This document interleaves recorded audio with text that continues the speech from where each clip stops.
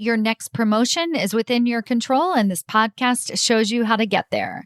Welcome to episode number 145.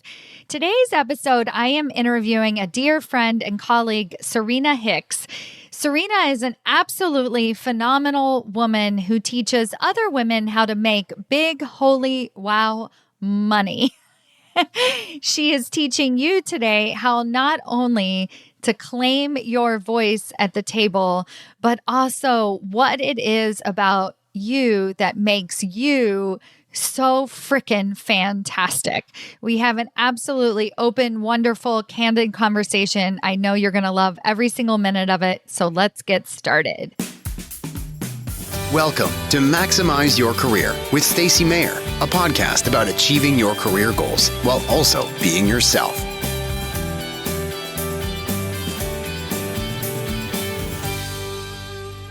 Hello, everyone. Welcome to another episode of Maximize Your Career. I'm your host, Stacy Mayer, and incredibly excited to be here with you this week with a very dear friend of mine, an exceptional human being, a smasher of the patriarchy, and just an all-around corporate badass in her own right.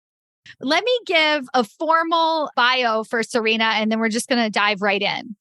Serena Hicks is a Black biracial money mindset mentor who teaches folk how to come into right relationship with money because it requires that they first come into right, respectful relationship with themselves. Serena teaches and lives into big, happy, holy, wow money as a way to free herself and others from patriarchal programming about what money is, who has it, and what is possible. Thank you, Serena. Thank you so much. Yay. Oh my God. Thank you for having me. Hello and welcome to all of your listeners to the Stacy and Serena show. Tell us, Serena, as I ask all of my guests, what are some of your secrets to success? I first want to offer that I think perhaps one of the biggest secrets to my success, and it's not exactly where it's so-called success, by the way, because what is success, you guys? Success is loving yourself and self-validating, not letting the world tell you who you are, but you deciding. But fairly quickly, actually, somewhere in December of 2020, I had a over $100,000 cash collected month, and I'd been a coach for basically a year. So it was a BFD, big effing deal, friends. And how that happened has stayed with me, which is ultimately I recognize that I'm an example of what is possible. And this is absolutely not about me. This is about everyone who sees possibility in me or sees themselves in me. And what I mean by that is it's hard to be what you don't see. Many of us, especially your listeners, how many female CEOs do they see? How many female leaders do they see? It's hard to see yourself doing what you haven't seen someone else do. Representation matters for all of us. Mm-hmm. And when I plugged into or surrendered to, pending my word choice that day, the fact that my success is not mine alone. And it is absolute, first of all, it's never mine alone. We never build anything individually. That is a patriarchal illusion, rugged individualism. But secondly, when I realized my success paves the way for other people's success, mm-hmm. my success normalizes what is possible for other people, that for me is a big fucking deal. That's a game changer. Oh. That's when it was like, this is not just about me. This is about not just young people behind me. This is about us. Yes. A lot of the women in Executive Ahead of Time got to bear witness to Jennifer, who's part of our group, just got promoted to Chief Sales Officer. And we're really celebrating that after 3 years. I started working with her 3 years ago, Vice President, Senior Vice President, now Chief Sales Officer. And she's at her sales kickoff and there's a line of women. She said, Stacy, they're asking to take their picture with me. It's like, oh my God, unbelievable. Yeah. I have full body chills, and also Jennifer. Yeah. Yes, exactly. I know, right? Sure. Yeah. It's a big deal what we're doing. Yes. And everyone, shout out to Jennifer all week, but whatever position for all of your listeners, don't lose sight. Your story is significant every step of the way. Every promotion that you get, however you identify, racially, gender-wise, age-wise, you are an example of what is possible, and not to the point that you should burn yourself out, because the world does not need another overextended woman. We are full, all full. But to be an example of, yeah, a well-boundaried woman, a well-paid woman, a well-supported woman. Like, Mm. can we get more, please? More, please. Yes. Yes, please. Yes. Mm. Mm. Oh my goodness. Oh, thank you Oh, so much. Yeah. you're welcome. I want to answer. So that's like my Yeah. major thing. That's But I think the other so-called secret to my success is I was mostly just over broke, mostly broke. Like I had enough, except for that time I filed bankruptcy in 2008. But mostly I was broke for my adult life.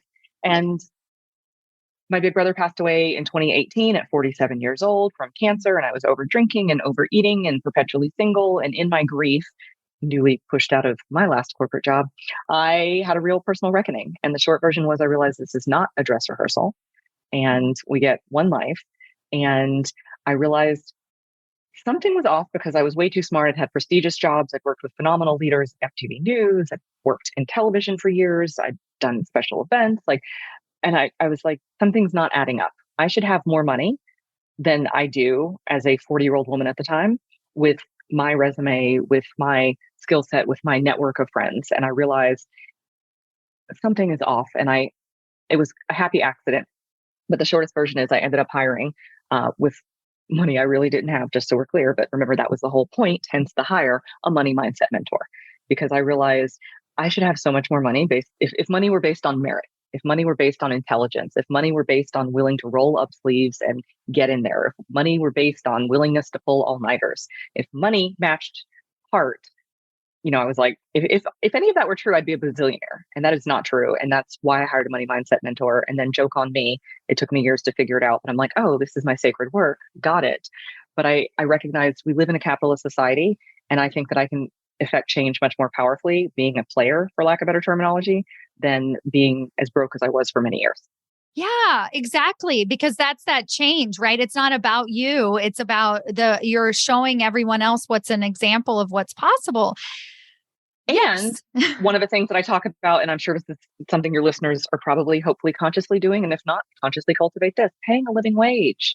Like when I think of your listeners and your clients, I imagine them being in positions where they are advocating for things like, yeah, we do the right thing as a company. Yes, we always pay living wages. And, not to be ugly, just to be very honest, like people in charge have not prioritized that in the last few years. They prioritize profits over actual people. And I think when people hear those words, they think like, oh, LOL, money doesn't matter. I argue, of course it matters.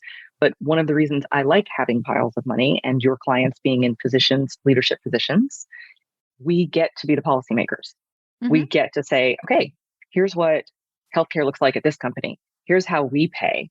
And it's not just piles of money until, everyone goes broke, but it's not asking other people to give more than we get, or give more than we are giving to them. Like keeping it reciprocal, and women in particular being gatekeepers, or stewarding is a better word, the circle of abundance, whether it's in corporate or entrepreneurial environment. I'm like, this is what will clean this hot mess of a world up.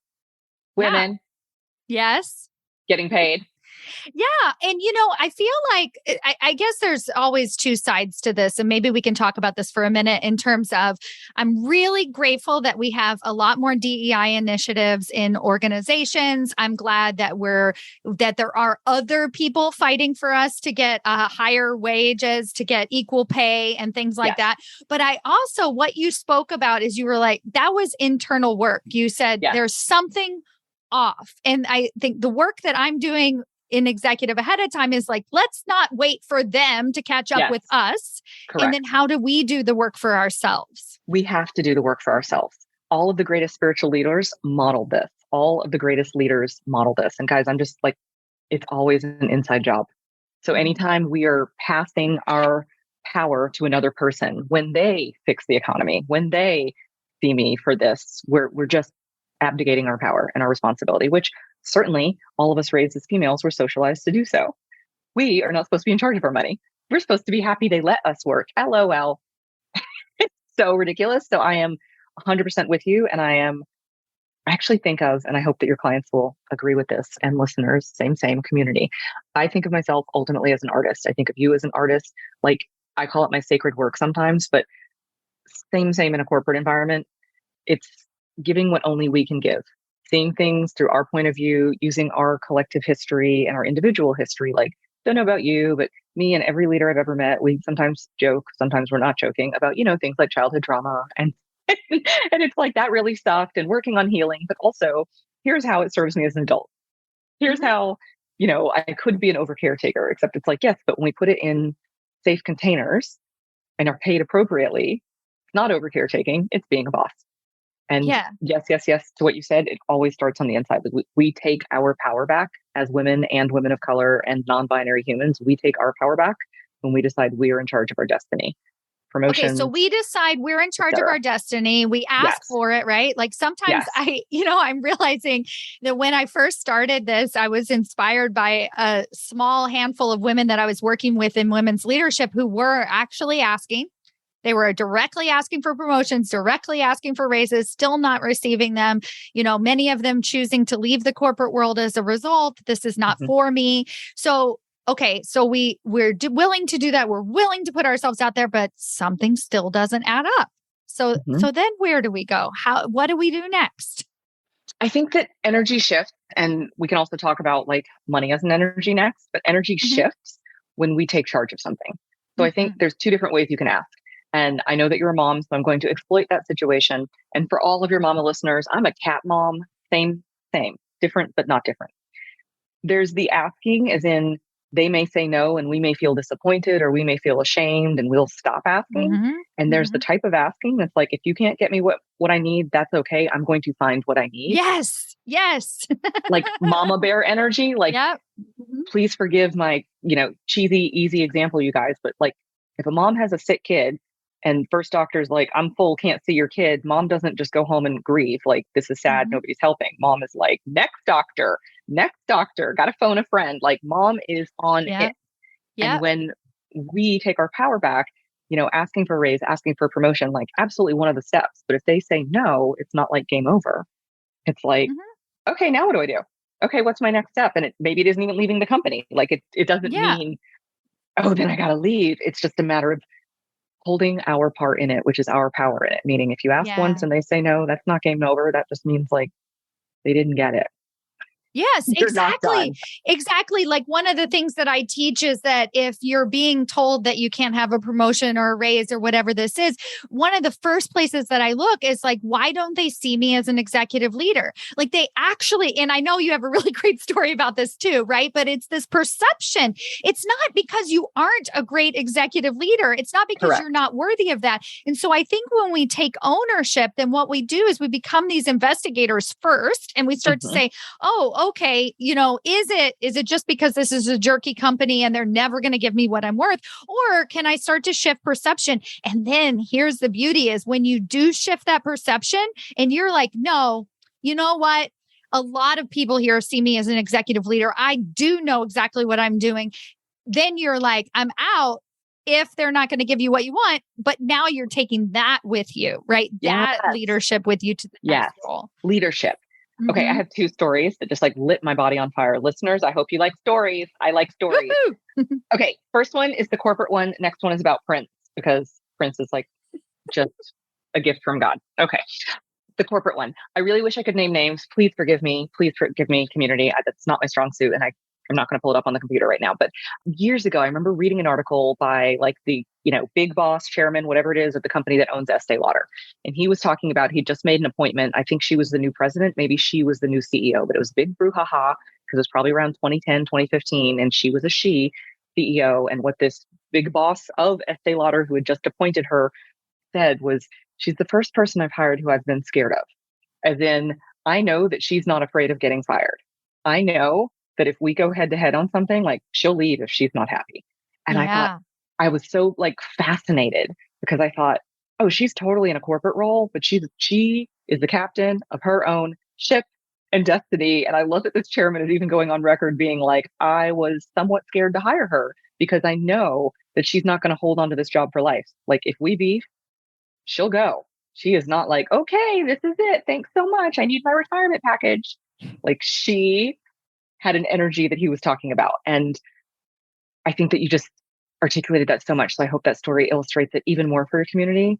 And I want to add, I want to add Yeah. another win to this is that one of our other recent C-suite promotions, that when the CEO offered it to her, he actually said to her, "I love the way you manage me."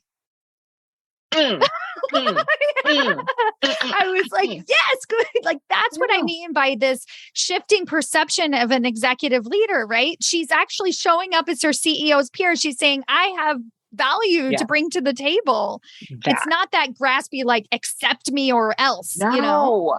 And it's so abundant because, like, fun fact, money is just a tool for transformation, and then it's just a symbol for like everything else. That is the perfect segue to the Prince story. Okay. I think I heard this from Jen Sincero in her book or one of her You Are a Badass books, plural. Here's the story. Prince was opening for the Rolling Stones. The Rolling Stones loved Prince because the Rolling Stones are amazing and Prince is amazing. So he's opening for Rolling Stones. This is Prince. People didn't get it. So he was basically like booed off stage as an opening act. So after that like concert, the Rolling Stones were like, dude, we love you. Like, you have to stay. You're the best. Do it again. We love you. He says, okay. Second show together. He's the opening act. Prince is booed off of stage. The Rolling Stones are like, we love you. We'll keep you forever. We know you're a phenomenal musician. Prince says, I know I'm a phenomenal musician as well. I have to resign. Because Prince decided even opening act for the Stones just isn't the right fit. Like, that audience didn't appreciate him. And he just decided, no, like, I know the Rolling Stones appreciate me, but their audience doesn't. And I'm not subjecting myself to that. Like, think of that self-concept. Oh my gosh. Think of that self-validation. And this is, we all know how it worked out with Prince. He's phenomenal. And yet this was before he was a big deal. Mm-hmm. And yet he knew he was a big deal. And I just love, like, think of the courage it must have taken, especially the Rolling Stones, and opening for them, like the hottest ticket. Like, I'm sure his manager, I'm sure his handlers were like, Prince, this is an opportunity for you. Exactly. Can your clients relate? Yes. No, this is an opportunity for you. Oh my God. People will see you. It means like, shut the front door. I'm out. Yeah.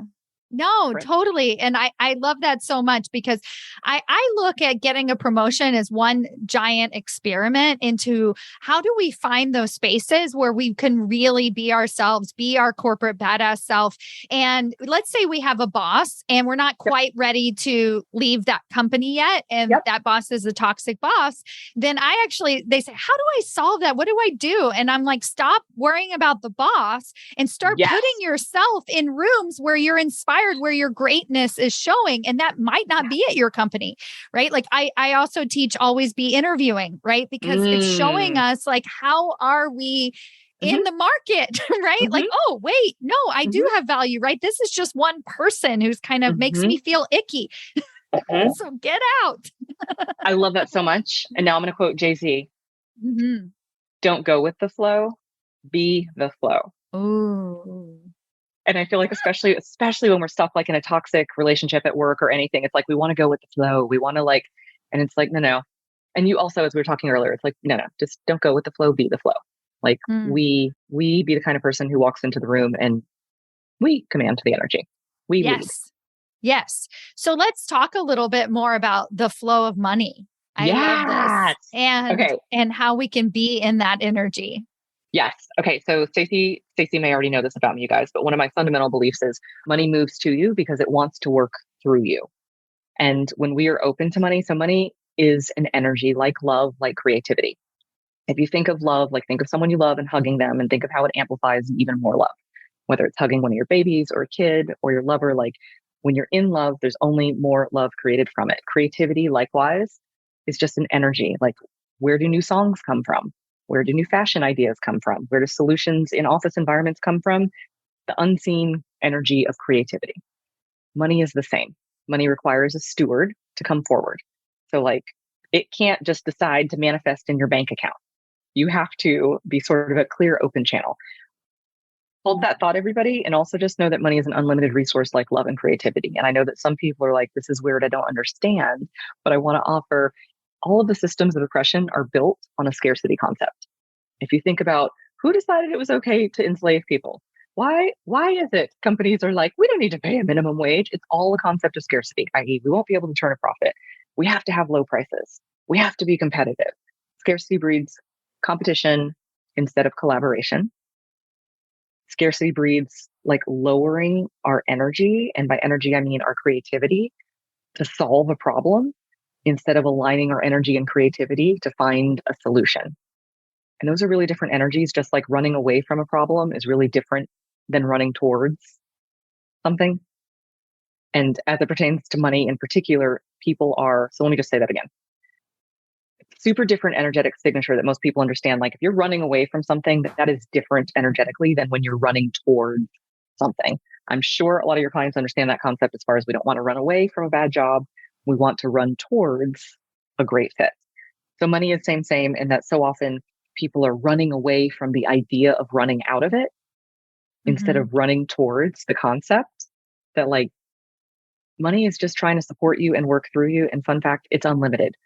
So when you start to integrate the idea that there's always more money, which so many men, not all men, but so many men have that concept. I think it's one of the reasons they get promotions and paid at the rate they do.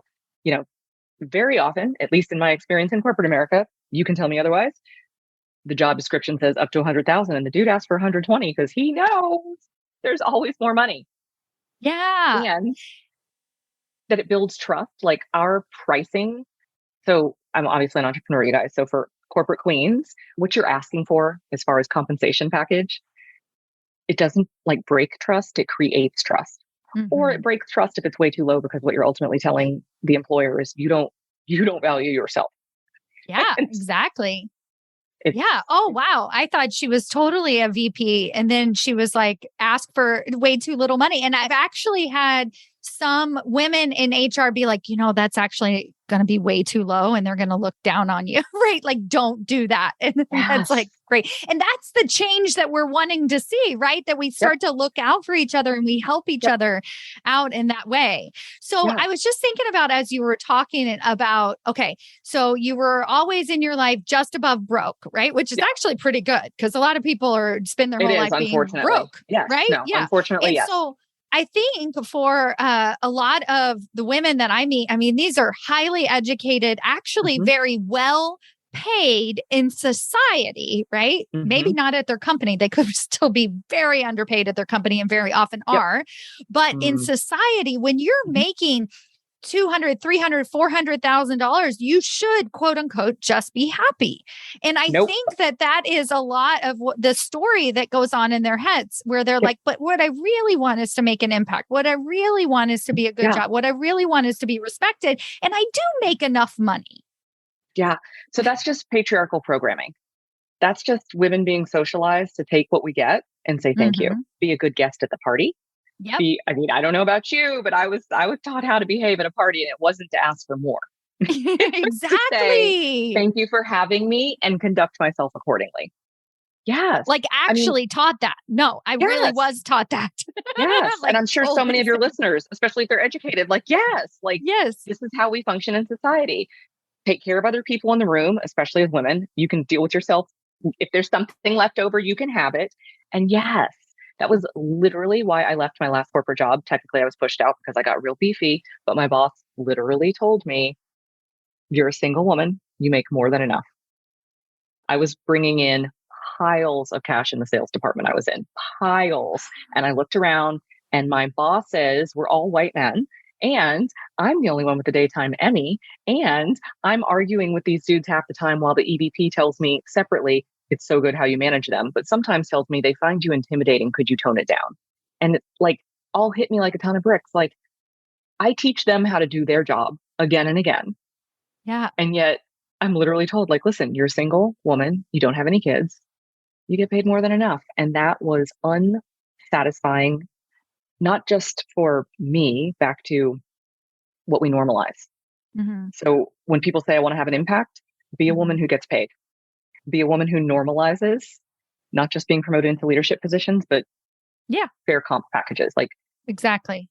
Yeah. I think, oh gosh, I just forgot her name. Who's our Facebook friend who wrote Lean In, who was talking about a seat at the table. Sheryl Sandberg. Thank you. Yeah. I'm like, I heard her speak. She's amazing. Yeah. Why can't I think of her name? I've been privileged in many ways, but my very first big kid job was as a production assistant at MTV News and Documentaries in 2000, working on the election coverage with Betsy Forehand, who was such a woman, still is ahead of her time. She literally told me to sit at the table when we had our weekly news department meetings. And you guys, the table was for the producers, and then associate producers stood around the table, and then production assistants stood against the wall that surrounded like the walls of the room, and interns didn't get to come in the room. And I remember Betsy specifically telling me like, no, you sit at that table. Like, and I was like, that's not, and she was like, no, I am your boss and I need you to be there and you will learn things. And I think no man could have told me that. It had to be Betsy Forehand, who was doing it since she was, I guess, a production assistant, which is probably why she got promoted so quickly. And ultimately like normalizing it for me, making it safe, not telling me to do something she didn't do. Like normalizing me doing it and normalizing it for others. So I want to just call out, it's just patriarchal programming when someone is making piles of money, while we're clear. And yet the idea is, I don't want to ask for too much, or other people don't have this and I want to offer, and they won't unless you make even more, sis. Yes. You go first and you get to normalize it. Yes. And share it while we're at it. And you know what you said, where he was like, you're a single woman and with no kids, you're making more than enough money. I think when you said that, I was like, oh my God, that is such a gift, because knowing you, that's why you walked out the door. And I was just like, so there was a woman in executive ahead of time who just kind of really, I mean, it was so off the cuff, and it wasn't even, I think she took it as a compliment, but she said, you know, that her boss is consistently telling her that he doesn't see how she does it all. And I was like, what? And I said, wait, what? And she was just telling me the story. Right. And I was like, wait, what did he say? And she said, well, I have 3 kids and I'm the only one with 3 kids. And I was like, does he say that in front of other people? And she's like, yes. And I was like, you realize how wrong this is? Because I mean, it was just like exploding. And then she just looked at me and she was like, oh, you're right. Like, that's why she constantly feels a little uncomfortable. Right. Yes.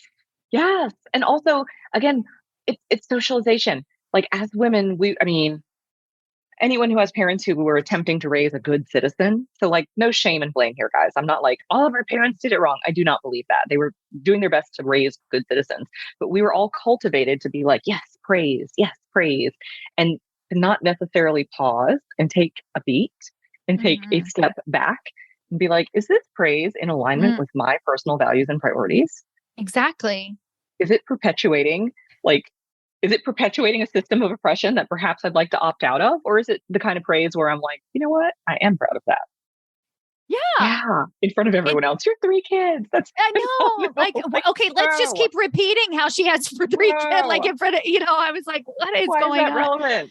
Yes. Oh, so important. So let's talk for a minute about the energetics of money. I'm really curious if it's like, I mean, maybe for myself, how I can tap into this a little bit, but, as a woman, okay, so I've asked for it. Oh, I can see that I was maybe a little graspy when I asked for it or whatever. So how can I tap into that flow? How can I shift things a little bit? Anything for our listeners? Absolutely. For your listeners, absolutely. And for you, Stacy, ready? Okay. First of all, it's a practice. Like we were talking earlier, before we started recording, we were talking about I'm hiring and, I'm learning how to hire in the most effective way. It's a practice, like a yoga practice. So for anyone who's ever like, I tried that once, it didn't work, you're going to get to try it 10 more times in this lifetime. Like this is not a thing that one day you wake up and you check the box and are like, I've nailed it. And then the energy of money. I think that the first way to check your money mindset is like, where are you at? Do you have piles of it? And by piles, I mean untold amounts. You can vacation, you can do all the things, and you feel good about it. Because I also have clients who have piles of money and they're still like, I'm so ashamed. And so coming into right relationship with money isn't any certain dollar amount. I argue, especially when people are like, well, I have enough. And I'm like, do you have enough unless there's an emergency? Do you have enough unless, the world stops in another pandemic? So like define enough. But the number one thing that I would say is money is a neutral energy. It is neither good nor bad. And when we opt out of the false binary concept that money is really good or glorify it, or money is bad and dirty, I want no part of it, then we can use it as a tool. So I like to remind people it's a bit like a scalpel. A surgeon's scalpel can heal. It can cut cancer out of bodies. It can do amazing things. And you can use a surgeon's scalpel to kill people. So it's not the scalpel that's the issue. It's how is one using it as a tool? Okay, so now that we know, we've remembered money is a neutral tool. It is a energy form. I fundamentally believe it's a living energy. And when you ask, like, how can you align with it? I want you to think of it everyone think about like, what are the last 5 or 6 things you've said about money? Something that's really common is, I don't have enough, or I need to pay down my debt. And if you can think back to some of the last things you've thought or told other people about your money situation, what was the energy? And so by that, in my universe, I'm an animal lover. Y'all have kids, same. If you're constantly telling your kids, it's not enough, or if you had a dog and you're like, oh, you're doing it wrong, you stink, it's not enough, I need you to come when I call more often. If you're effectively in like a mean energy, just like kids or dogs, it'll avoid you. Nothing sane that is alive wants to come and be told how it's insufficient, inadequate, and otherwise not doing it right. And when you are in appreciation, every little thing blooms with love, right?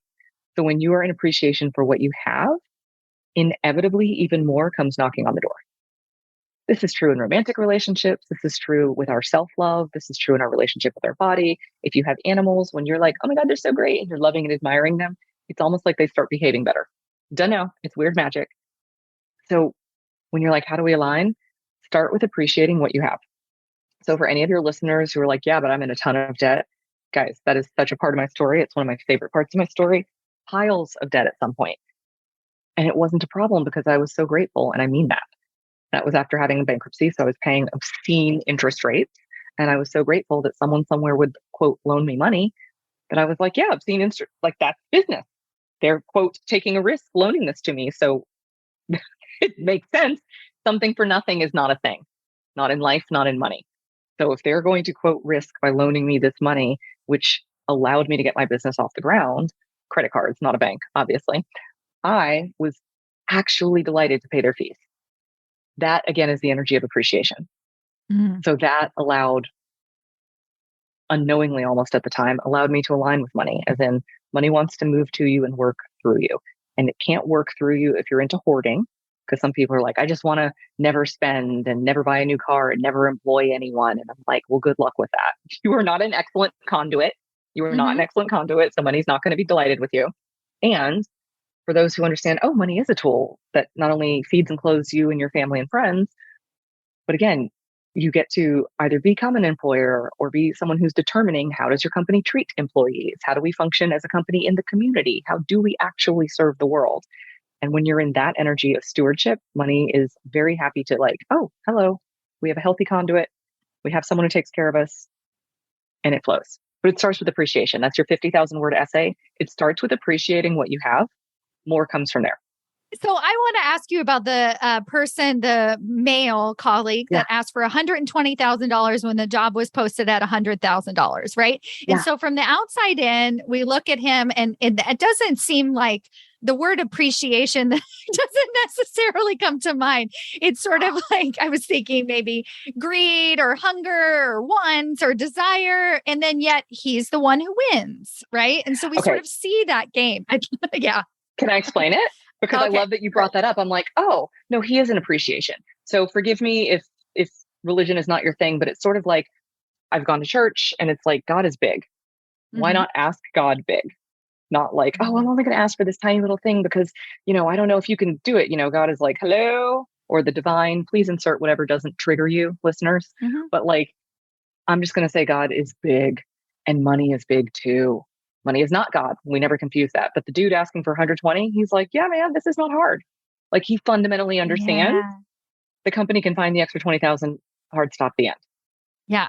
And he's also, I'm just like thinking, I have things to do, right? With this money, right? Like I'm going to be a steward. Like we don't know what he's going to do with it, but it's sort of like, and I think that as the women listening, it's like, you have things to do, right? Yes. This is what we were talking about at the beginning. Yes. And not just donate. But when you say things to do, I'm like, okay, everyone in my universe, and obviously it did not start this way, but as soon as I could, everyone in my universe gets paid a fair wage. Like the place I get my nails done now, it costs way more than where I used to get my nails done, but everyone gets a living wage. It feels good to get my nails done there and to know that like, this is not yet another almost enslaving people labor, which is a not uncommon practice in many nail salons, at least in the United States right now, where people are not getting living wages. And it is also donating. It is also, again, money, let me say it like this. I haven't told you this yet. Money is like water. Flowing is healthy, nourishing, and life-giving, like flowing water, rivers, streams, ocean. Stagnant water or stagnant money breeds death and disease. So when I say stagnant, it's the like, I just want money and I just want to keep it just in case. I just want to keep it. That energy is closed off. It is hoarding. It is stagnant. Money doesn't like that. Neither it likes does to move. I just sorry, but my 5-year-old, we went to this river, right? And the water was not moving and he knew that he should not get in it. He was like, it was really bizarre. He was like, no, that will make me sick. It's what he said. Like, it was very strange. And we were like, yes, this is not a pond that we would be getting it. Like, we go over here. But he was like, that water is not moving. I'm not supposed to get it. I'm like, have full body chills. I love his instinct, but it's like, yeah, it's just laws of the universe. It's just not rocket science. Like, money just follows. If anyone's like, I'm sort of understanding, but not, I'm like, listen, you can connect with me. You can also just read the Tao Te Ching. It's all the same. It's all the same. Exactly. Pick your pleasure. If this seems like it's not landing for you, just get you a copy of the Tao Te Ching and read it. Same thing. Yeah. Yeah. And so if we look at the patriarchal programming and we start to say, okay, well, it's not me specifically that's bad with money, or it's the way society. And then I think for corporate women, we get this double whammy because not only as a society, but we actually have an organization that was created to stifle us as women or as employers or whatever. I mean, that's like literally like how we talked about at the beginning of this episode, that how they were supposed to make profit was to. Yeah. Okay. So just to summarize it, guys, everything the patriarchy taught us about money is wrong. Okay. Because it taught us that very, very, very, very few able-bodied, tall, broad-shouldered white men were good stewards of money and no one else could be trusted. Not women, not people of color. Meanwhile, women and people of color were not given access to money like those very, very few chosen dudes. Like, nope, you can't have a credit card. Nope, you can't have a home. Okay, we'll give you a credit card with much higher interest rate. We'll give you a home with much higher interest rate. Then we'll say, why do you have debt? Why don't you own a home? It's this bizarre shame and blame game. Economic oppression is a form of oppression. And it's just, as we said at the beginning, opting out and recognizing like, this is actually a wild collection of bullshit.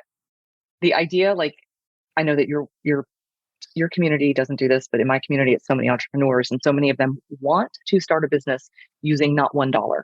And that can happen. It just doesn't tend to happen in business anywhere else. And I just think it's not a coincidence that these are generally women and people of color who are like, well, debt is bad. And I'm like, except for it's how it's built basically every other business in America. And again, debt is not bad. Debt is not good. Like, debt is a neutral tool. It's just, we have been taught to fear our own power, which is to use money as a tool. And we have been told, oh, you don't know how to use it. And we keep drinking that punch. And then we're like, I don't know. I feel bad. I did something that's not even that interesting, but we're using it against ourselves. We have to opt out.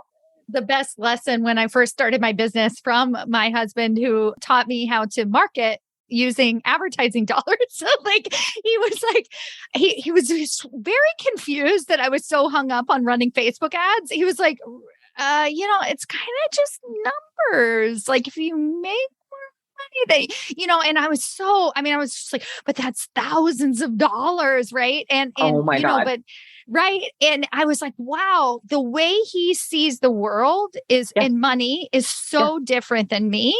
Why is that? It's only because of programming. Right. And it's just like, and so then it just allowed me to trust. And so if you're listening to this episode and you're like, wow, the way Serena sees the world and money is so different than me, like, just trust, just lean into it, just see if that works for you. Yeah. I would also offer the best way to check, like, is there room for improvement in your money mindset is to just check, like I said, check your checking accounts, check everything. Are they just lush and abundant and full? And are you like, it's totally covered? Because if the answer is yes, good for you, keep going. And if you're like, I could see some room for improvement, I'm like, that's the beauty of money mindset. There's almost always like, oh, I could tweak this out. I could tweak that out. And I also need to offer, in case someone's like, but I don't want to work harder. You don't have to work harder to make more money. This is why we align. Exactly. This is why we align. You said, literally, okay, so this is not a joke, people. When I say ask, it's actually an energetic thing, right? We're not just, it's like so many people just blow that off. They say, oh yeah, well, I just need to ask for it. I just need to ask for it. When I say, okay, you're going to go in and this is your salary. This is what they're offering you, up that by 20%. There is actually a reason for that. It is creating a shift when you ask, right? It's not saying, oh, but wait, I need to work, 20 more hours and then ask. You know what? I want to give you an example, and it's a story. And once again, apologies to your community and you, Stacy. I cannot remember the proper name. I spent 10 years in New York City. I was watching a documentary from a friend of mine who basically was like, you'd love it. So there's a restaurateur in New York who's known for providing not just a living wage to his service, but also he has multiple restaurants. Healthcare, insurance for his service team. It is, sorry guys, not enough coffee. You would know his name, but he's a restaurateur in New York and he is known for taking care of his service team. Why he has so much money and he's open about is he's like, because I take care of my service team, which takes care of my clients. As in, I put my money in front of the people who take care of the people who pay me, the guests at the restaurant. So in this documentary, he was telling the story of one of his restaurants, which is like one of his fine dining spaces. And they talked about when they have a server shadow for however many weeks. And when it's that server's first chance, first night that they get to quote lead, they are being shadowed. He says, we tell them, like whoever their dining room manager tells them, I'm going to be watching you. And I want to be very clear. I will be judging you on how early and often you ask for help. If you think you can do it all alone, you're not going to be okay here. Like, early and often you ask for help and you get it. I wish you guys could see Stacy's face. And I love that he was like, and we tell them this directly and some people still fail, even though they've been shadowing for weeks. But he was like, when people think they can do everything, I know this will harm my guest experience. I know they can't do everything. So I know if they think there's any benefit to quote them doing it all or trying to do it all, I know they are risking my reputation in this fine dining experience. And for that reason, they won't pass muster. We will not hire them. We only hire people who do not attempt to overfunction, do not glorify, I can do it. And I just, as we're saying, it's an energetic shift. It's the equivalent of asking for more money, asking for help in that fine dining experience, as in like, I deserve to be supported. I validate myself and I will not suffer silently in an attempt to be helpful. I will make sure that I am, well-resourced so that I can be a sustainable resource. Yes. And, when we're looking at the boss that doesn't actually say, you know what, you're a single woman, you don't really need more money. When we have the boss that just sort of goes, you're not ready, right? Who doesn't really give us more information than that. Like, check in with yourself, because part of what is happening, that person could totally be a jerk, right? Like, I'm not letting them off the hook, but let's say that they're a smart individual and that they're right. Like, you're not actually ready. What I heard in what you said is that when you present as not needing any help, you actually are not ready. You are going to break at that next level, because I want people to have a voice at the table. I do not want them just to get promoted. And so what we have to do is that work to ask for help. And sometimes they even tell you directly, like I do stakeholder interviews and interview people's bosses, and they'll actually say, like, I can't promote her because she won't ask for help.